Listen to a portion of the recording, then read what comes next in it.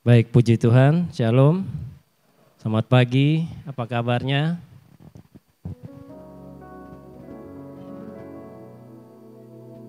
Ya, hari ini kita masih ada dalam tema di bulan Agustus ini tentang kemerdekaan. Slide-nya bisa ditampilkan. Izinkan saya untuk berbagi tentang satu hal yang Tuhan taruh dalam hati saya tentang hal ini. Seperti yang Bapak Ibu telah dengar dalam minggu-minggu sebelumnya tentang topik kemerdekaan ini. Dan pagi ini saya akan berbagi tentang ada dua hal mungkin yang akan saya bagikan. Tetapi sebelumnya mari kita lihat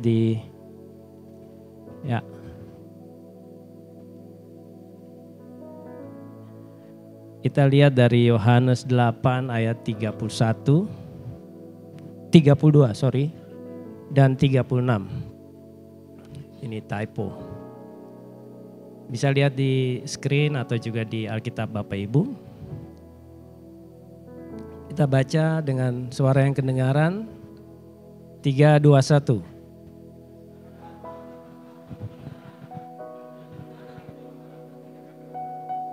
1. Ya. Dan kamu akan mengetahui kebenaran dan kebenaran itu akan memerdekakan kamu. Ini adalah dialog antara Tuhan Yesus dengan orang-orang Yahudi. Kalau kita lihat di perikop di Yohanes 8 itu. Siapa orang Yahudi? Orang Yahudi tahu firman, tahu hukum-hukum yang Tuhan sendiri berikan. Dari semua manusia di bumi ini hanya bangsa Israel yang Tuhan sendiri secara direct memberikan hukumnya.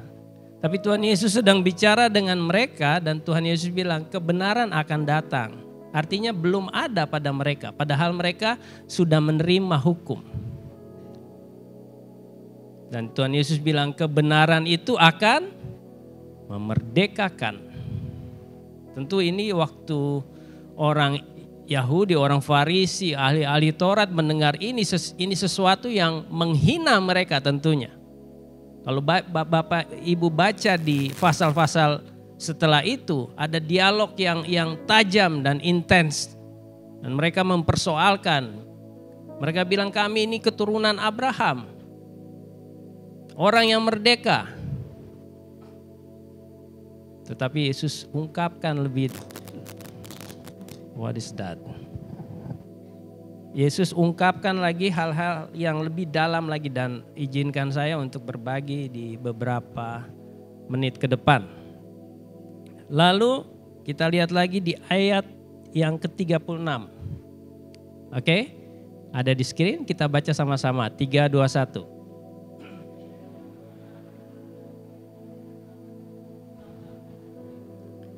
Yesus bilang, apabila anak yang adalah dirinya sendiri memerdekakan kamu, kamu pun benar-benar merdeka.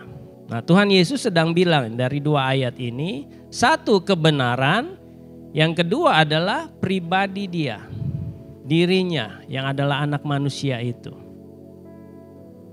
Dari ayat ini kita bisa melihat bahwa kemerdekaan yang sesungguhnya itu hanya bisa dikerjakan oleh pribadi Yesus dan kebenarannya.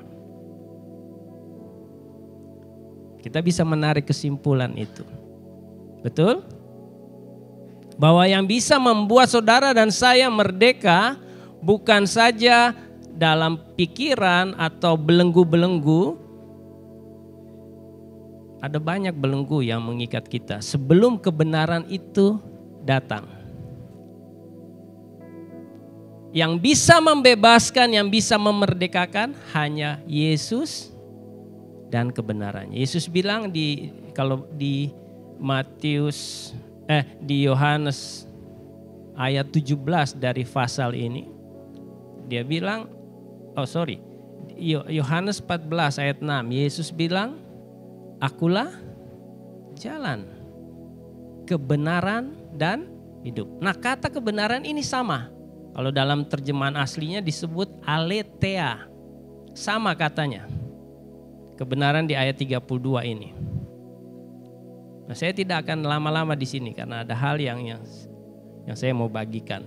Jadi kita sepakati dulu bahwa kata kebenaran di sini itu mewakili firman Tuhan dan pribadi Tuhan.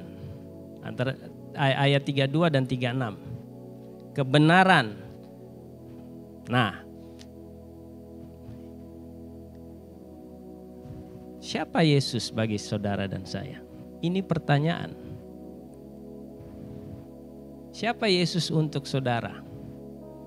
Apakah dia nabi? Apakah dia orang baik? Rasul? Belakangan-belakangan ini hal ini sudah mulai digoyang. Ya, musuh berusaha mengambil kebenaran ini. Hati-hati. Apalagi dengan kemajuan teknologi. Ada upaya untuk menggeser kebenaran ini. Tetapi bagi saudara dan saya, kita harus firm di hal ini. Siapa Yesus bagi saudara? Alkitab bilang, yuk kita lihat secara cepat saja. Pada mulanya adalah firman. Yohanes 1 ayat 1. Dan firman itu bersama-sama dengan Allah. Dan firman itu adalah Allah. Ayat 2-nya, ia pada mulanya bersama-sama dengan Allah. Segala sesuatu dijadikan oleh Dia, tanpa Dia tidak ada satupun yang telah jadi dari segala yang telah terjadi. Jadi saudara dan saya, semua alam ini, semua universal ini, itu karena firman. Amin. Lompat ke ayat 14. Coba baca sama-sama. 3, 2, 1.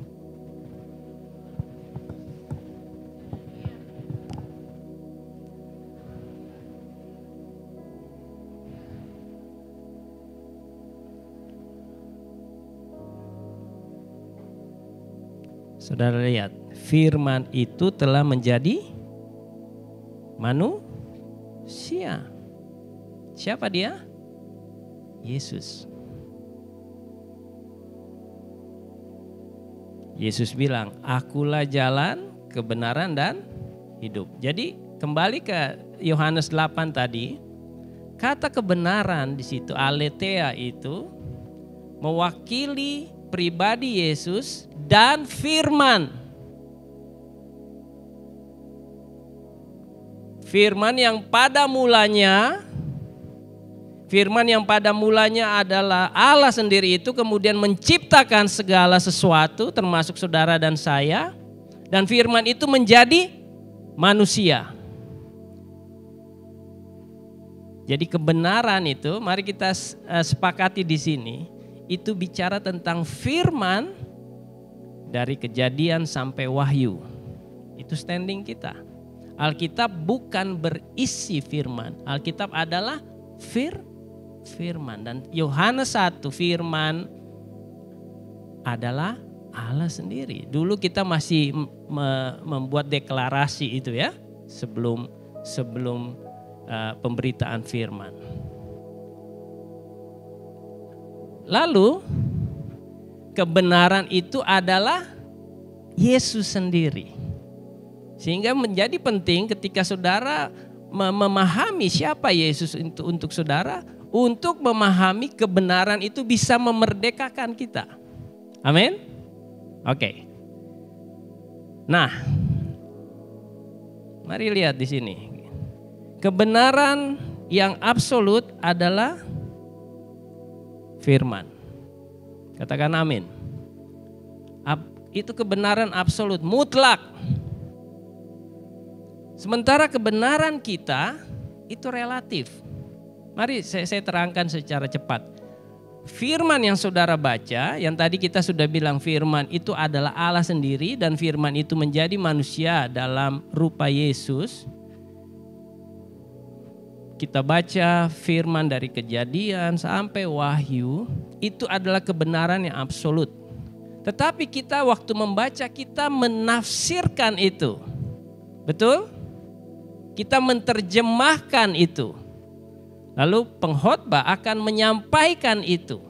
Sehingga para pendeta, dia harus dibekali dengan kemampuan untuk menafsirkan. Ada ilmunya, saudara. Dan juga kemampuan untuk mengkomunikasikan itu. Supaya apa? Supaya semua yang mendengar mengerti maksudnya. Tetapi itu pun dalam segala keterbatasan. Amin. Kita orang berdosa, kita terbatas.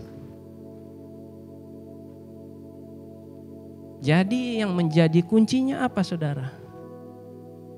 Ini yang tidak dimiliki oleh keyakinan lain.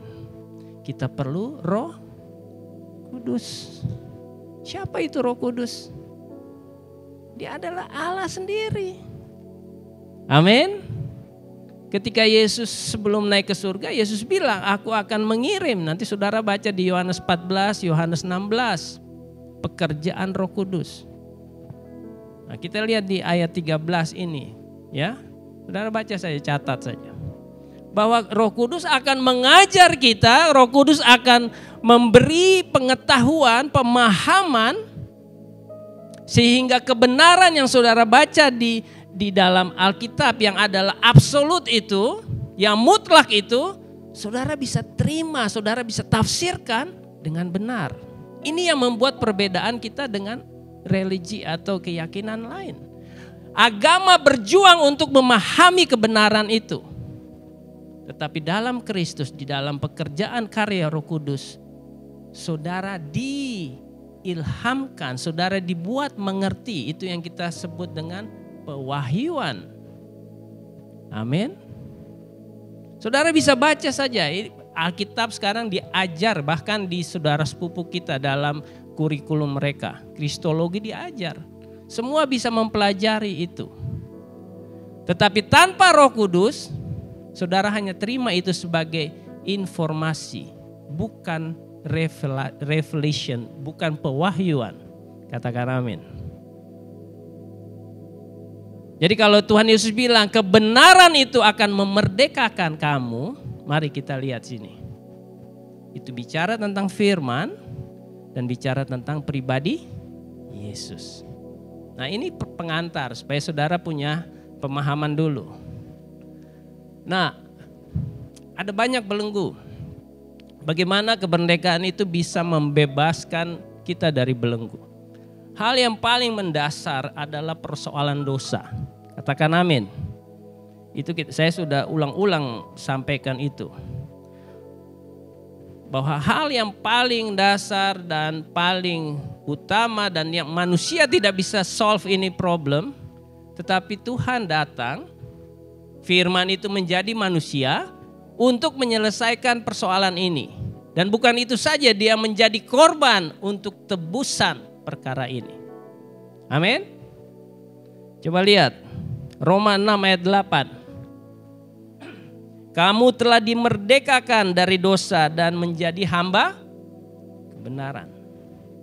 Oleh apa? Oleh Yesus, karya Yesus di kayu salib, pengajarannya, darahnya, tubuhnya yang tiap bulan kita rayakan, itu yang menebus saudara. Dengan iman kita terima itu.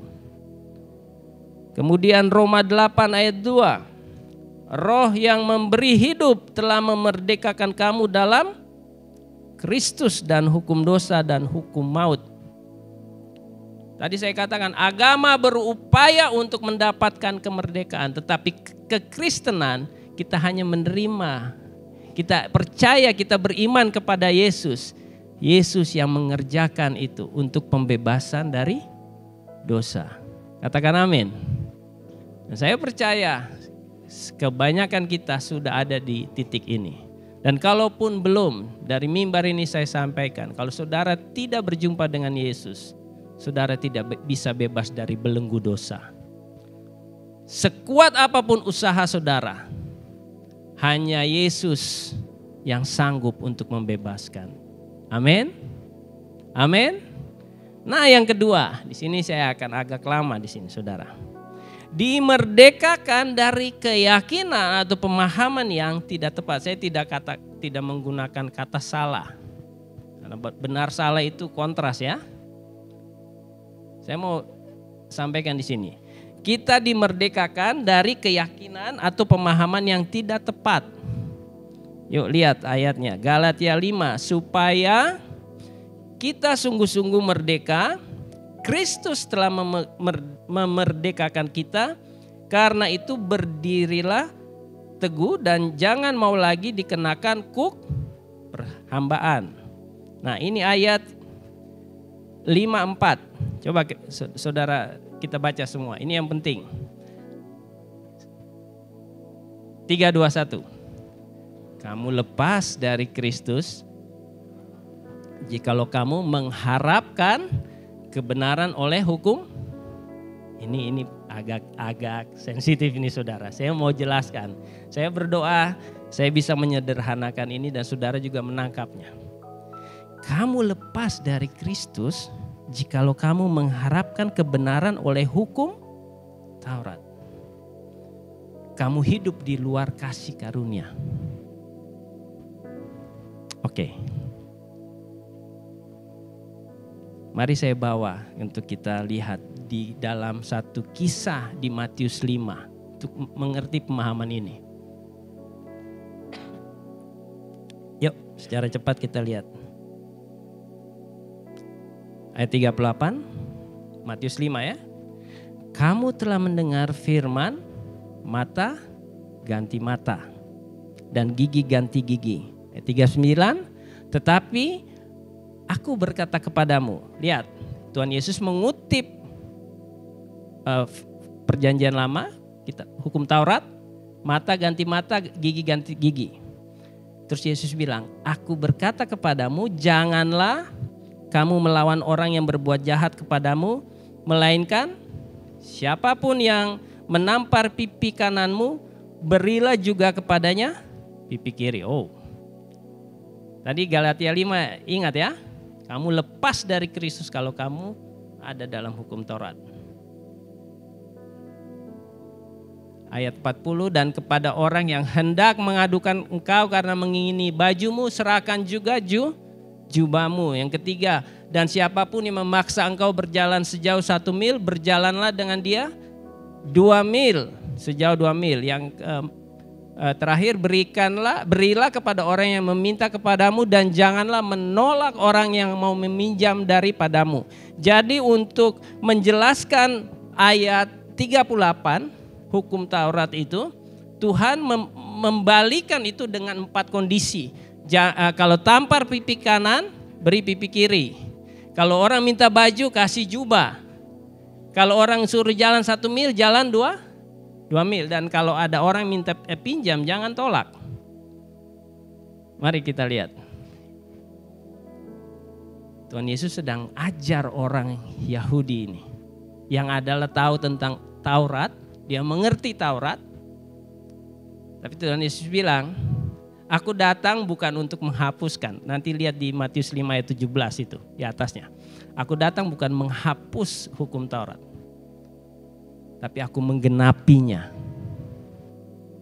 Tidak mudah dimengerti oleh orang Yahudi. Sampai sekarang orang Yahudi masih ada di bawah hukum Taurat. Karena itu mereka punya belief sistemnya gitu. Tapi saudara dan saya, kita ada sebagai murid Kristus. Walaupun kita membaca dari Kejadian sampai Wahyu yang tadi kita katakan, itu firman, itu kebenaran yang absolut. Setuju?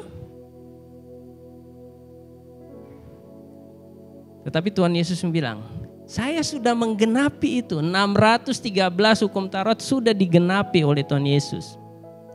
Saudara tidak perlu melakukan hukum Taurat untuk mendapatkan keselamatan.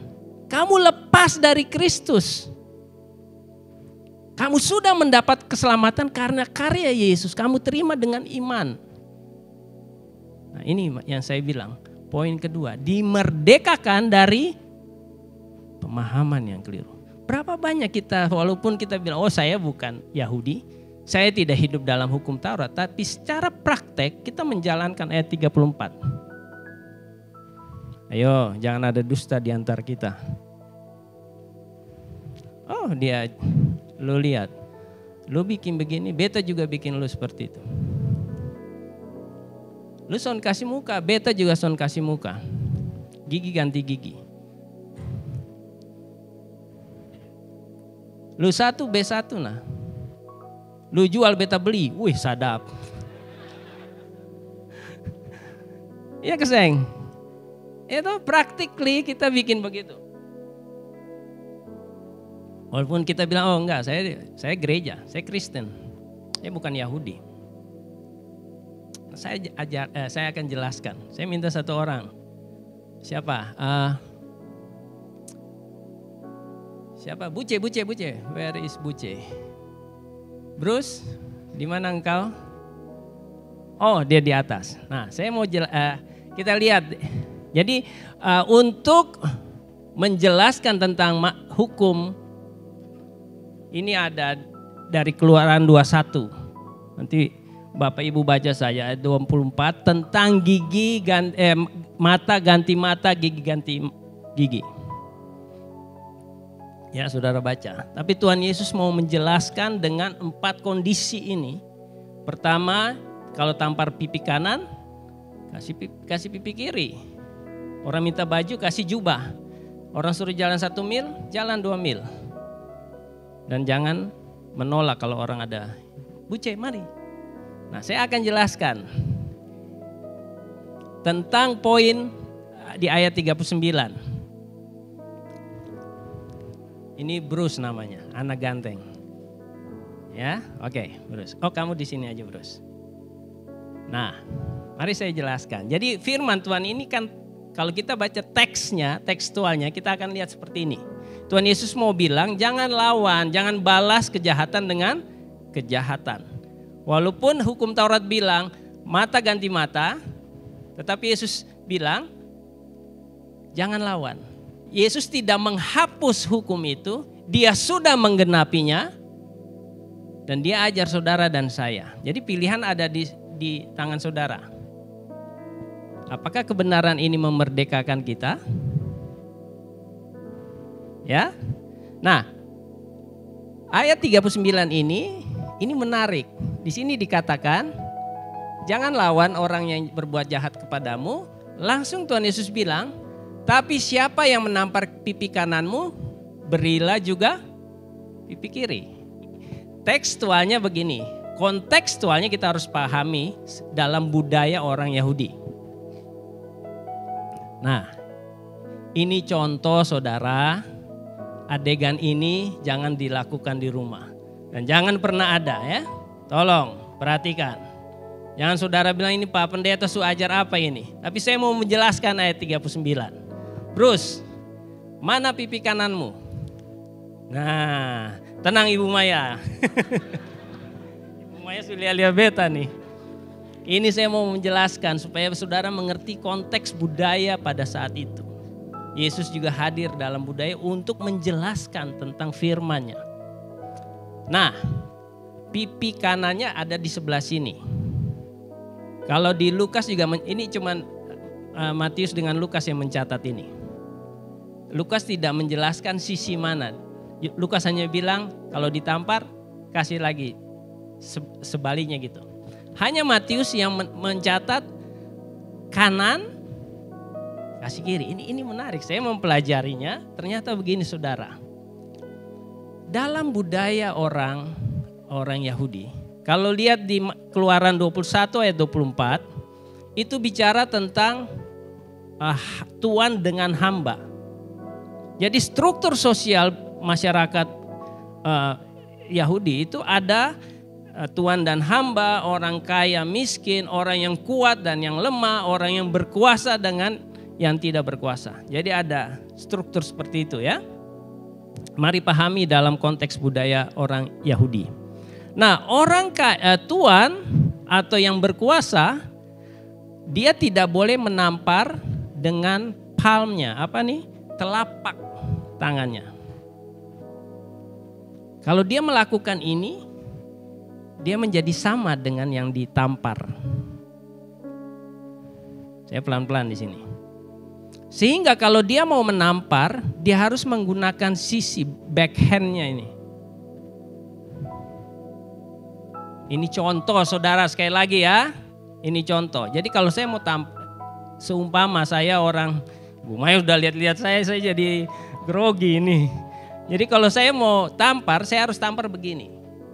Ayo kita bikin adegan. Ya, begitu. Itu diperbolehkan dan acceptable di sana. Iya, waktu dia lakukan itu orang, iya itu Tuhan dan ini hamba. Ini yang berkuasa, ini yang dibawa kuasanya. Tetapi Yesus ajar gini, kalau kamu ditampar begini, kasih pipi kiri. Sehingga kalau saya pukul dengan telapak tangan saya jadi rendah, saya turun, saya menjadi sejajar dengan dia. Saudara tangkap? Saudara tangkap? The truth shall set you free. Dari keyakinan, pemahaman kita. Jadi ini kita harus terjemahkan juga, jangan karena lagi dianiaya, saya kasih pipi kiri. Please deh. Tapi emosi. Yesus sedang ajar gini, dari tatanan physically, ubah itu menjadi hati, persoalan hati. Sehingga kalau coba kalau saudara di sisi Bruce yang mewakili orang yang rendah, kalau saudara diperlakukan seperti ini, saudara pasti emosi, sakit hati. Tetapi Yesus punya firman, ajaran ini, ajar, kasih pipi kiri. Karena itu sedang menunjukkan kamu sama dengan saya. Siapa kamu menghakimi saya? Amin. Thank you, Bruce.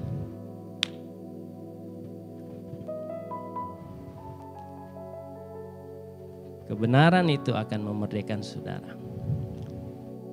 Kondisi yang ayat 40 juga demikian. Dalam konteks budaya orang Yahudi juga. Kalau orang nggak pakai baju, itu dihukum satu society-nya komunitasnya. Kenapa bisa ada orang yang tidak pakai baju? Ini kita bicara 2000 tahun yang lalu, sudah ada standar itu.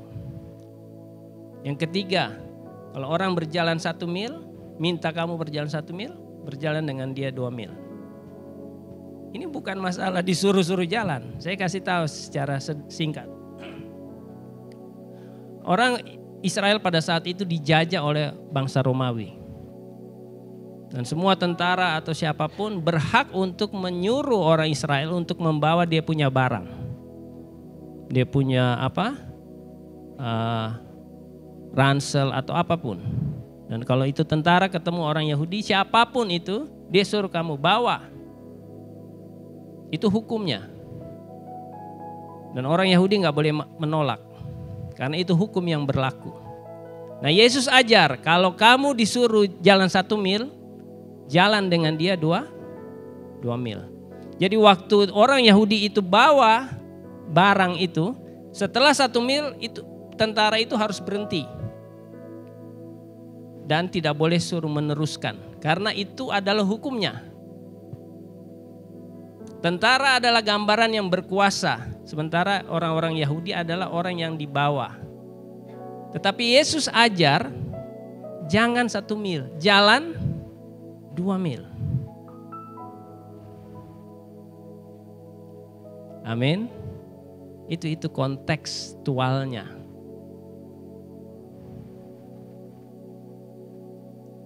Nah, yang menarik saudara, waktu Yesus bilang, saya tidak menghapus hukum Taurat itu. Karena hukum Taurat kalau baca di Mazmur, hukum Taurat Allah kekal selamanya di surga.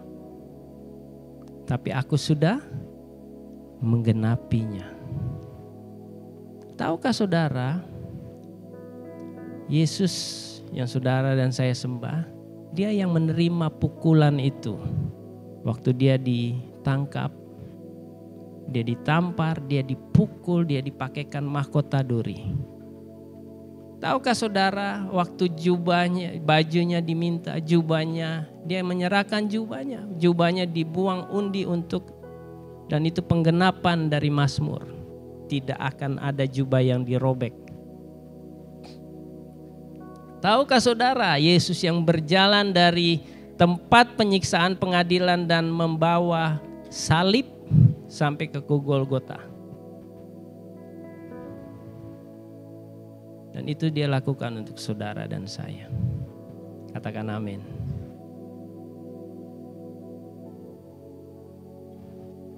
Saya berdoa untuk kita semua.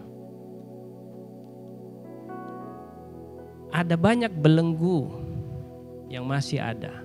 Belenggu besar itu sudah dipatahkan, sudah dikalahkan oleh Yesus. Dan kita hanya terima itu dengan iman. Itulah keselamatan. Itulah dibebaskan dari kutuk dosa. Tetapi ada belenggu-belenggu kecil. Dan yang paling banyak itu ada bermain di dalam pikiran saudara dan saya. Nah, izinkan firman Tuhan memerdekakan saudara ketika saudara membacanya. Bukan saja tekstual tetapi kontekstual. Tadi saya katakan bahwa Roh Kuduslah yang memampukan saudara untuk memahami firman ini. Tanpa Roh Kudus, kita hanya menerima informasi. Amin.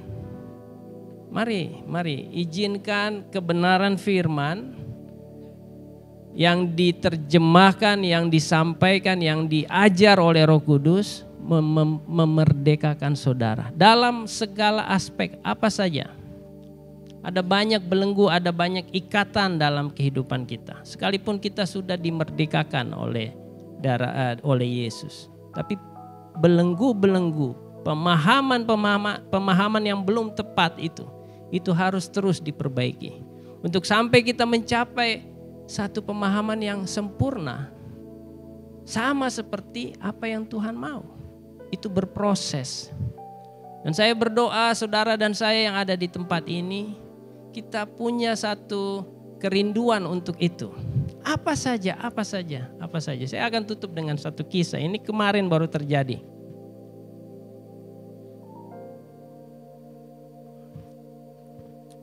Jadi kemarin pagi atau agak menjelang siang, ada orang datang ke rumah saya. Orang ini susah, saya tahu. Dan orang ini, ya sekali lagi ini kesaksian, saya tidak punya motif apa-apa. Saudara jangan salah paham ya. Orang ini bilang, saya perlu sesuatu.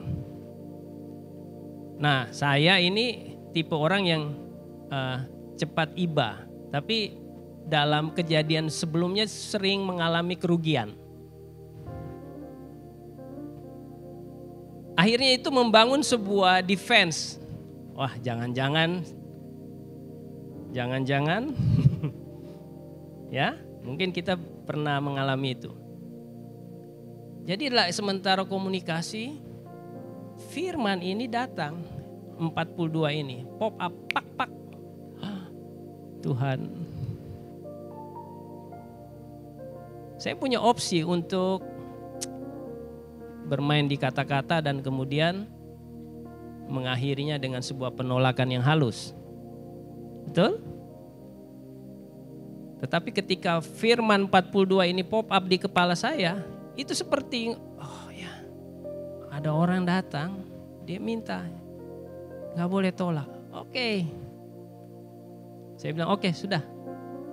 Singkat cerita, selesai transaksi itu, di momen itu saya merasakan kemerdekaan. Tentunya ada sesuatu yang keluar dari saya, toh? Kalau hitung-hitungan. Tetapi firman ini memerdekakan saya. Nah, saya cuma bilang thank you Lord untuk kesempatan ini. Nah, saya tidak tahu apapun yang saudara sedang alami hari ini. Tapi mari kita berproses, kita berinteraksi. Siapa Yesus bagi saudara? Dan bagaimana saudara melihat kebenaran firman itu? Izinkan firman itu, kebenaran itu, pengajaran Yesus, prinsip-prinsip memerdekakan saudara. Sebab kalau anak itu memerdekakan saudara dan saya, kita benar-benar merdeka. Amin untuk firman Tuhan.